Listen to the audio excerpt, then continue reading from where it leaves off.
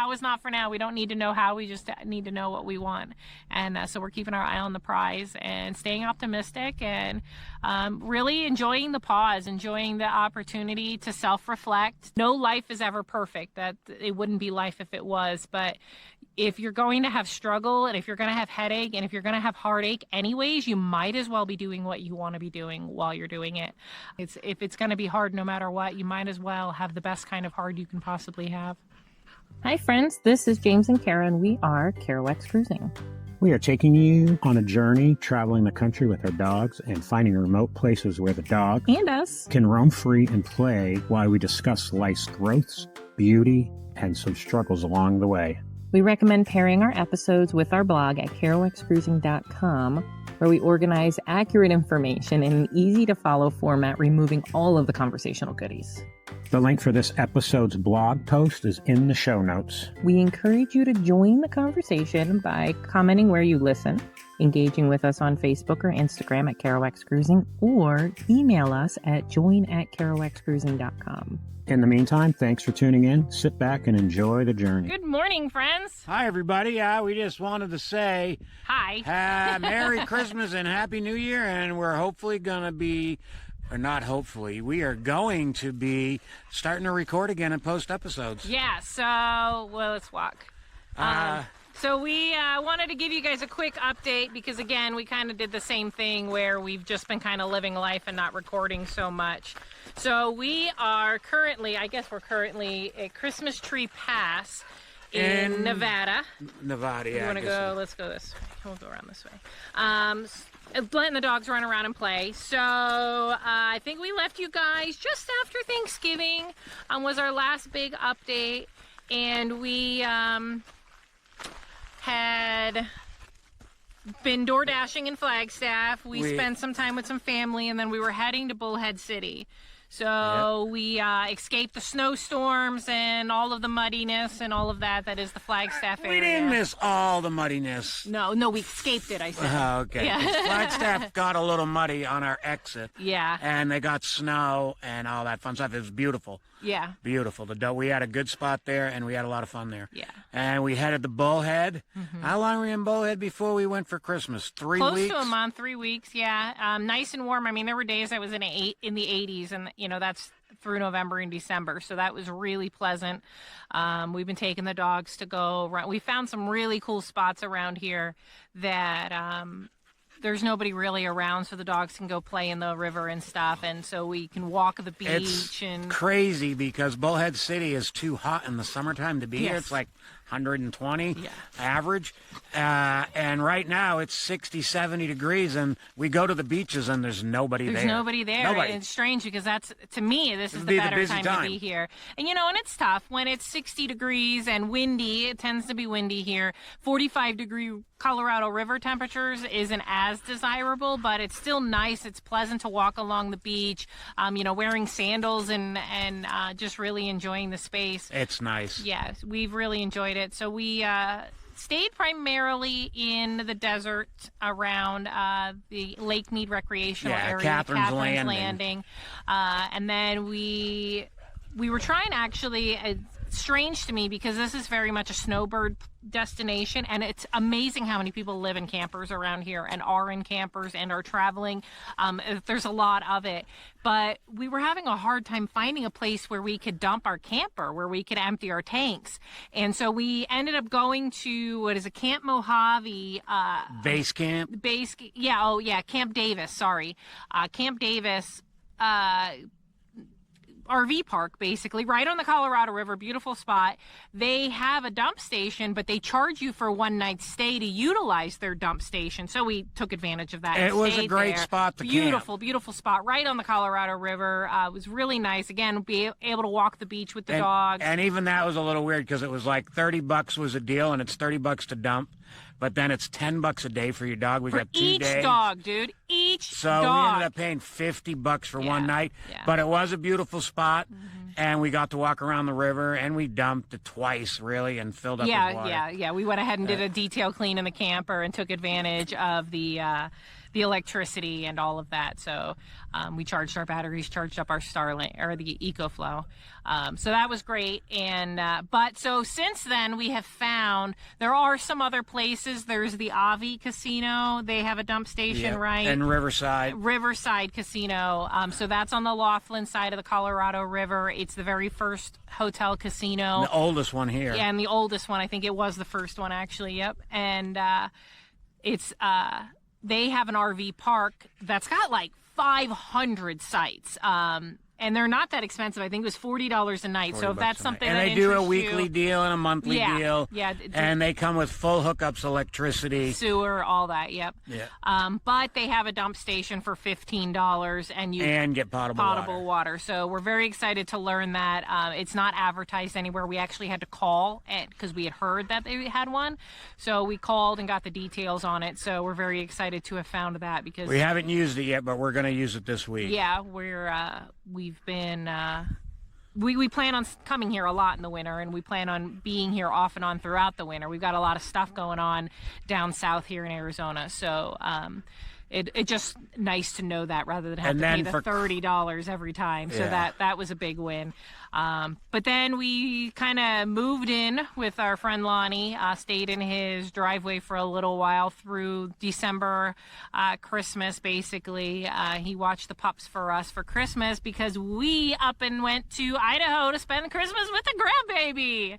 It was wonderful. We had a good time with that. We got to do 24 hours a day basically with the baby. We stayed at my son's, so we woke up and went to bed with the baby. It was great. It was a lot of fun. So it was fun. And I got to go hunting. So that was fun. And we're not hardcore winter yet. We left there and they're having snow now. When we were there, we got like 2 inches of snow, and other than that, there was nothing on the ground. Yeah, but it was cold. It got cold when we left. They had snowed one of the nights that wasn't so cold, but then the next day, I think the high was like 25 degrees, so it was cold. So in that region they've been having a lot of flooding. We didn't personally witness of it. There. So much rain. Yeah, so I'm sure you guys have been hearing about the flooding in Oregon, Washington, and Montana. Idaho, Montana. So one of the places that we really like to camp, if you've been following us for a while, Lightning Creek, I guess, that whole area. So they had gotten a ton of snow, and then the temperatures got really warm, so all that snow melted in a rush, and so it overflowed all of the rivers, creeks, and streams and everything, and so that whole it's like a little canyon got washed out. So it'll be interesting next summer. He said my son said our favorite campsite's gone. Yeah, so that's a little disappointing. It'll be interesting to see what's accessible in the future.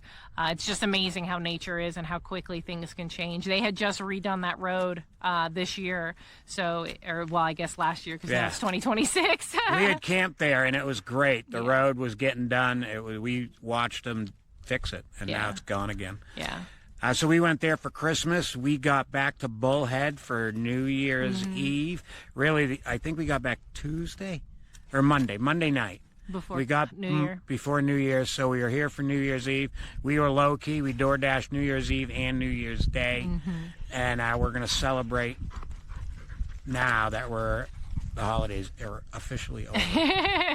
So we actually have some friends coming into town actually to visit us, which is fun and exciting. We're very excited about that. We're anxiously awaiting their arrival while we let the dogs run and play.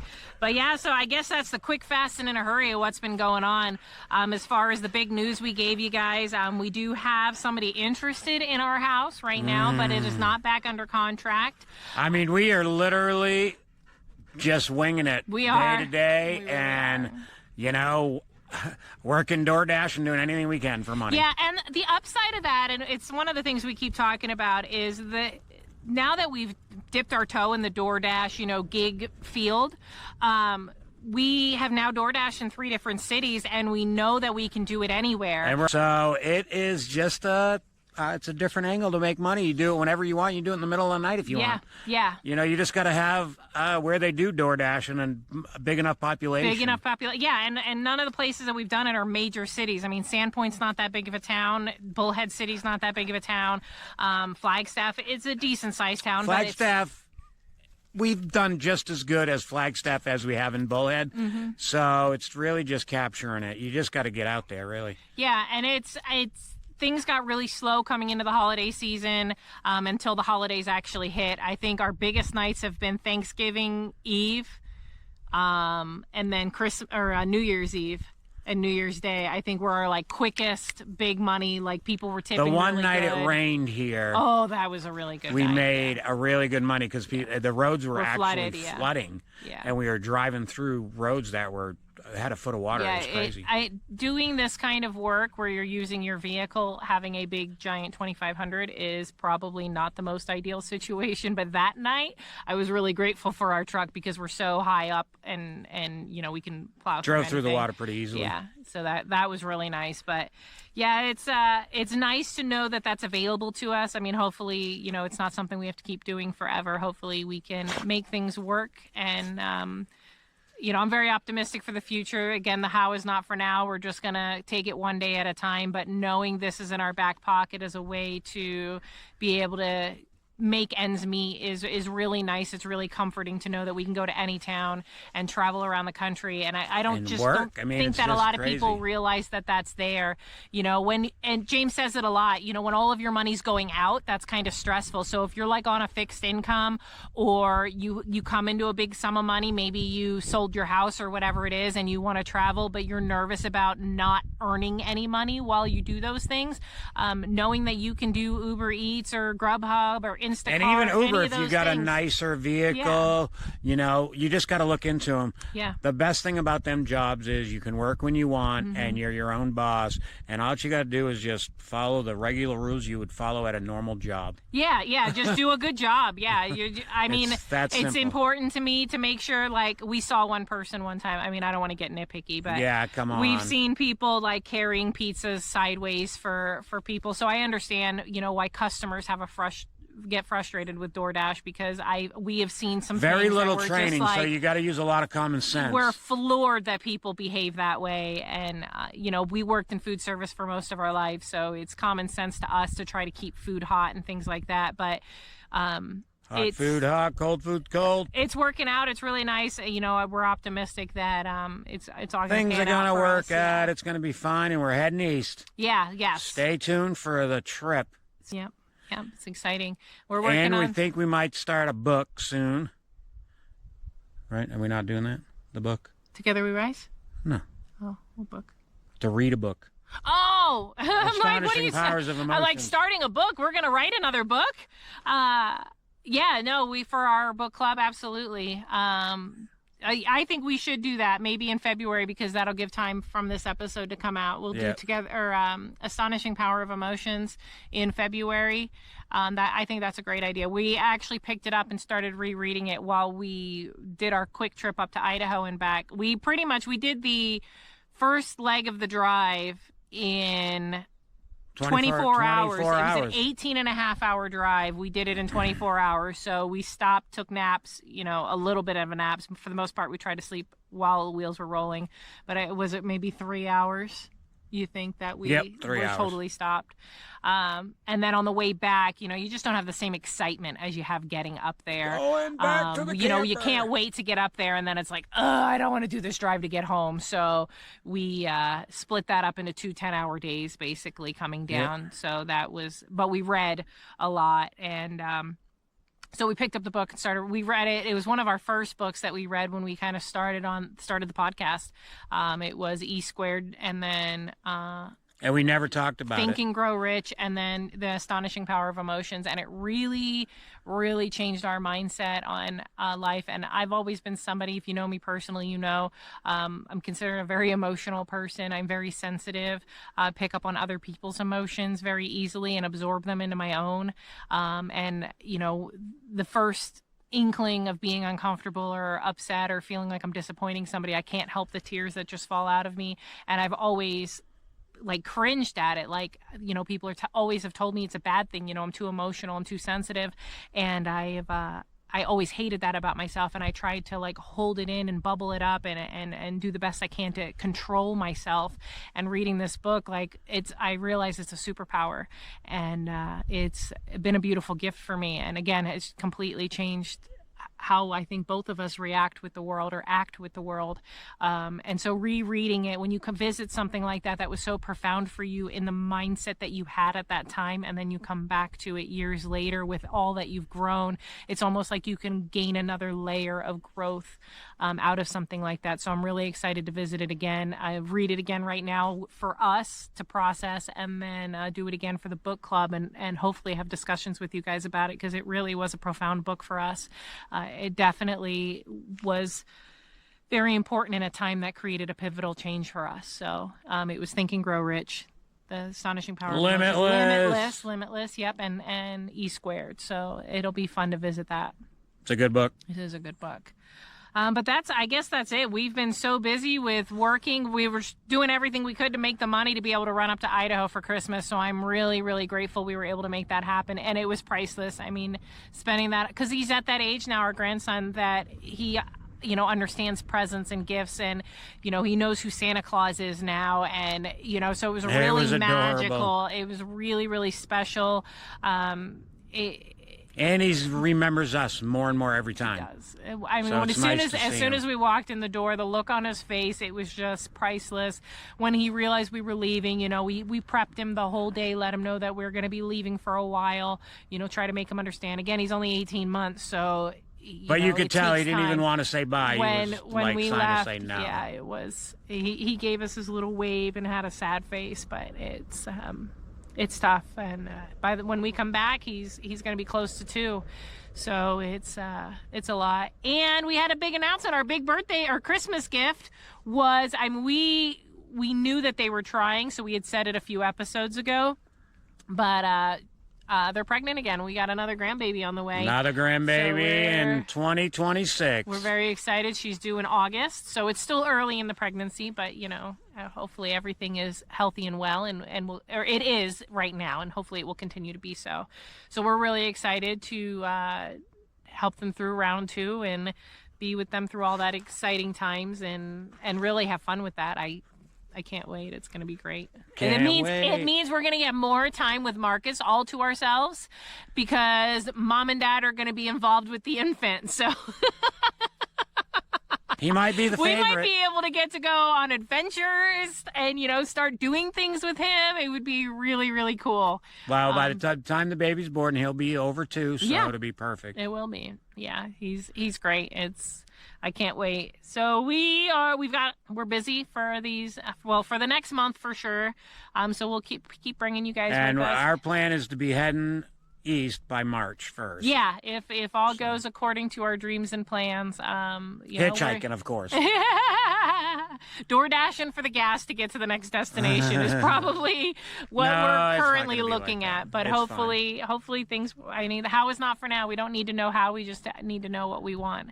And so we're keeping our eye on the prize and staying optimistic, and really enjoying the pause, enjoying the opportunity to self-reflect, to build up our routines around things like meditation. We've been terrible through the holidays, and everybody, I think, is the same thing. It's very relatable as far as food and exercise. Our diet has been out the window. I've been on the seafood diet. I see food, I eat it. I've gotten pretty stagnant, which is weird because it's, sunny here in Bullhead most of the time, plenty of opportunity to be warm and exercise. It's not like I'm trying to trudge through snow or anything like that, but we haven't been on any hikes or anything like that, so it'll be nice. DoorDash has been consuming us. Yeah, it has been. So and then socializing in between. It's just life. We've been staying at a friend's house, so you want to socialize with the friends while you're there. So it is what it is, but it's been nice to take the pause and take. I think the pauses are good to evaluate what you want. I think sometimes I've been, prior to the last couple months, on a really super strict diet that I frankly was like, what's the word I'm looking for? Resenting. I was mad about it. I was angry about it. I don't want to be on a strict diet. I want to be able to eat whatever I want. And now I'm starting to feel very tired and extra lethargic and having no motivation and brain fog and my joints are achy. And so I'm seeing the difference that the diet really makes. So it makes me want to dig back in and, take care of myself. You only get one body, and I got to keep up with this mofo over here. He's so physically fit, and he's got so much energy all the time. And it's, I don't need to be keeling over before he does when he's got 16 years on me. So I need to take care of myself so that I can keep up with him. That's for sure. So that is what it is. Well, I think you should check out the mountains around us. So this is a cool spot, Christmas Tree Pass. We've researched it a little bit for rock climbing. Yeah. We really want to rock climb. We haven't found a place for the camper here, or we would come here. Yeah. And camp, because it's a great spot. The dogs get to run around. But these mountains over here are the best. Oh, they're beautiful. They're young mountains. So what's been fun, if you You saw look like you could climb. our interview with Joe Giese, she talked about her lucky stones that she finds. We've been and looking she showed for us lucky some rocks. from New Zealand and whatnot. And what she told us is that you find them in areas that have very young mountains, and mountains that are super jagged like that are young mountains. The mountains that are more smoothed over, they've had time to be weathered and whatnot. So those are older mountains. So these lucky stones are found in areas with young mountains and where there's a creek bed. And they're these stones that have a line going through them from a geological phenomenon that happens. And this area, because of the way the major floods come through, even though there isn't a whole lot of creek beds, there is definitely washes. And those washes dump a lot of water very rapidly that come off of these mountains when the big rainstorms do come through. And so walking around, actually, we have found four stones. Four lucky stones, and not even really looking for them. We just look down and find them and then realize we should be looking for lucky stones. So that's been fun and exciting to find, especially, in the weeks after having talked to Ms. Giese. So that's been exciting and fun. Our interviews have been good. The interviews have been wonderful. If you haven't been listening to the interviews, we've gotten some feedback that some people are just watching our adventure episodes and not listening to the interviews. The interviews are important to us because the confidence to get out there and just do whatever it is that we want to do came from talking to people like the people that we're interviewing. And so we hope that their knowledge that they share with you on our podcast and possibly the resources that they offer can help you as well get out of whatever situation you don't want to be in and go live your dreams. No life is ever perfect. That it wouldn't be life if it was. But if you're going to have struggle, and if you're going to have headache, and if you're going to have heartache anyways, you might as well be doing what you want to be doing while you're doing it. I don't know. I just think that that's the bottom line. If it's going to be hard no matter what, you might as well have the best kind of hard you can possibly have. Agreed. Mm-hmm. You got anything else? See you next time. Guys, we're going to wrap it. We love you guys. Thanks for watching. We're going to see you somewhere. We're going to see you somewhere. Love you. Bye.